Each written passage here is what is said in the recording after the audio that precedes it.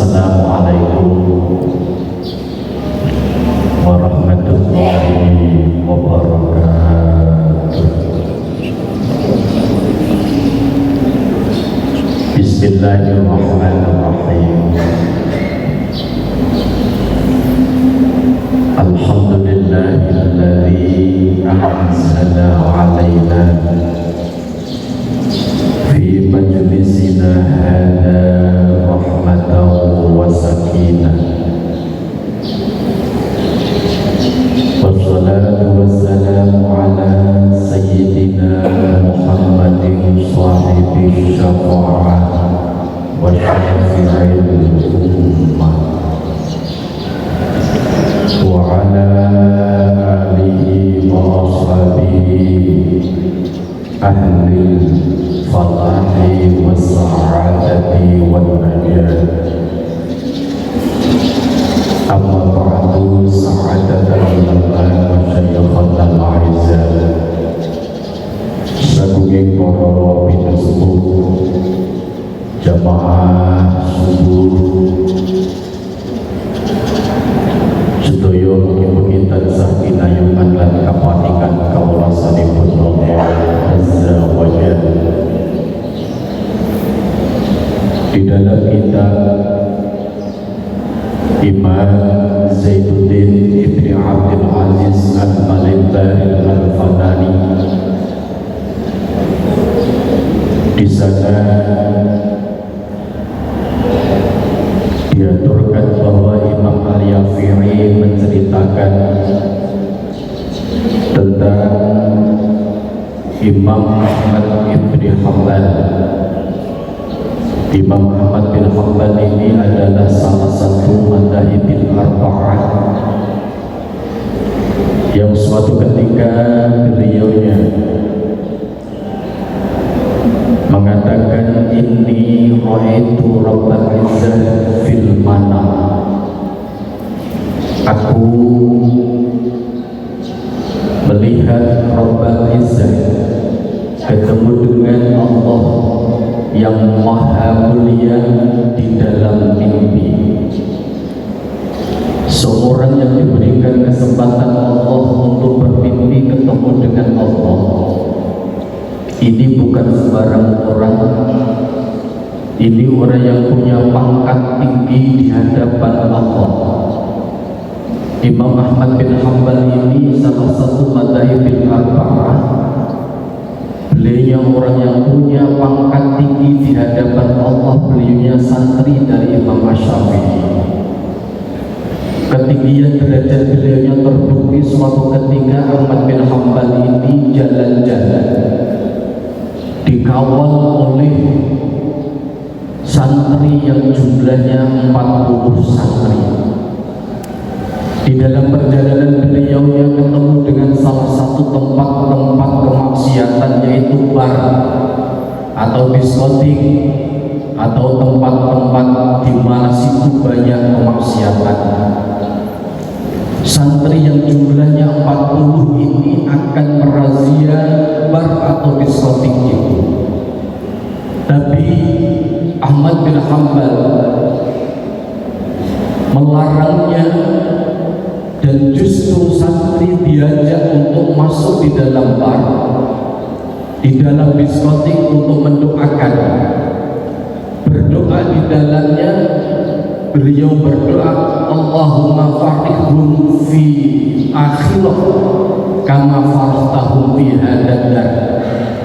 Ya Allah, bahagiakan mereka yang ada di diskotik ini seperti panjenengan membahagiakan mereka di diskotik ini.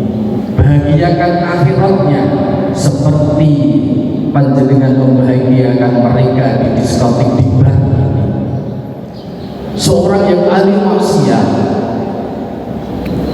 didoakan yang terbaik oleh Ahmad bin Hanbal.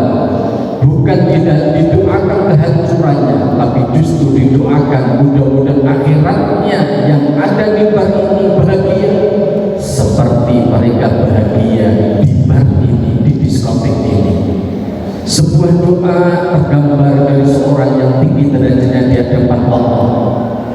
bin Hanbal yang duluna ilal ummah bi'ainir rahmah, salah satu dari umat, dari orang, dari seorang yang melihat umat dengan pandangan kasih sayang, bukan kehancuran, tapi justru kasih sayang yang ada di benak hati Ahmad bin Hanbal untuk memberikan yang terbaik kepada mereka yang ahli maksiat. Akhirnya suatu ketika bar itu dijadikan oleh Allah, dijadikan tempat ibadah, dan barnya hancur dan tidak ada sisa, hanya tempat-tempat ibadah berkat Ahmad bin Hanbal. Ahmad bin Hanbal ini di mana beliau diberikan kesempatan Allah untuk ketemu dengan Allah. Mumpung ketemu dengan Allah, beliau yang mengatakan aku di hadapan Allah, ya Rabb, fakultu ya Rabb, bima yataqarrabu ilaika wa taqarrabu. Dengan apa orang-orang yang punya keinginan bertakarrub dekat dengan panjenengan? Allah dawuh faqala bikalam, dengan kalam, lewat Quranku, lewat kitab. Ahmad bin Hanbal matur lagi fakultu bifahmin atau bighairi fahmin, paham atau tidak bagaimana Gusti? Faqala bifahmin atau bighairi fahmin, paham tidak paham, bahwa orang yang mau dekat dengan aku maka lewatlah kalamku, yaitu adalah Al-Quran. Hari ini saya diberi tema adalah mukjizat Quran. Kalam qadim yang dikatakan senandung dalam senandungnya kalamun qadimun la yamallu sama'u, adalah sebuah kalam yang qadim, kalam yang kuno, yang tidak pernah merasa bosan untuk didengarkannya.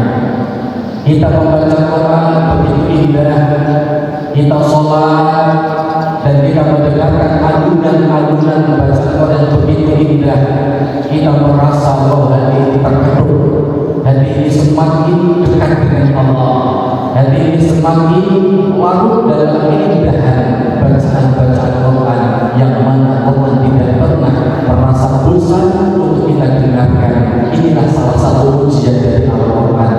Maka Al-Quran yang begitu dibaca dengan indah, dengan suara yang baik, dengan makhrajul huruf dan baca yang baik, maka melahirkan suara yang indah dan didengar walaupun paham tidak paham. Al-Quran adalah al-mu'abbad bil Allah, yang mana akan dipahamikan pahala di saat dibaca Quran itu. Maka hadirin yang berbahagia, kita baru saja mendengarkan sekaligus kita memperingati nuzulul Quran sebagai bentuk bahwa kita mengenang bahwa Ramadan adalah bulan di mana diturunkan Quran di sana. Maka Quran yang sudah kita peringati nuzulnya, mari kita jadikan diri ini ij'alil Quran lana fid dunya qarinah. Ya Allah, jadikan Quran terhadap saya sebagai teman setia dalam kehidupan dunia ini. Kita bersanding dengan Quran, kita bermesraan dengan Quran, lebih-lebih di bulan Ramadan. Jadikan momen-momen untuk kita semakin dekat dengan Al-Quran. Quran adalah kitab yang tidak pernah merasa bosan saat didengarkan. Ujian yang kedua, Quran adalah salah satu, terutama adalah kalamnya Allah yang akan dijaga kelestariannya sepanjang masa. Quran tidak akan dirubah, tidak akan digantikan dengan yang lain. Quran dikatakan di dalam redaksinya inna nahnu nazzalna dzikra wa inna lahu lahafidun. Sungguh kami yang menurunkan Al-Quran, dan sungguh kami terhadap Quran sungguh yang menjaganya. Dijaga dari takdir, dari pergantian. Tidak ada satupun orang yang mampu mengganti isi-isi Al-Quran. Wa tahrif, dan tidak akan berubah sekalipun oleh siapapun. Wa ziyadah wal nuqsan, dan tidak akan pernah ditambah dan dikurangi ayat-ayat dari Al-Quran. Karena ini ujiannya Quran itu sendiri. Quran akan lestari, Quran akan tetap jaya, Quran tetap akan mudawwah mustaqirah atau qiyamah. Sampai kapanpun Quran akan tetap eksis. Maka di sini dikatakan inna lahu lahafidun, dan kami bukan Allah sendiri yang menjaga, tapi Allah melibatkan yang lain di antara para hufadzul Quran, para penghafal Quran, para pengkaji Quran, para orang-orang yang sibuk dengan Al-Quran. Inilah adalah salah satu orang yang dilibatkan Allah dalam menjaga kelestarian Al-Quran. Maka alhamdulillah negara kita menghasilkan hufadzul yang terbaik.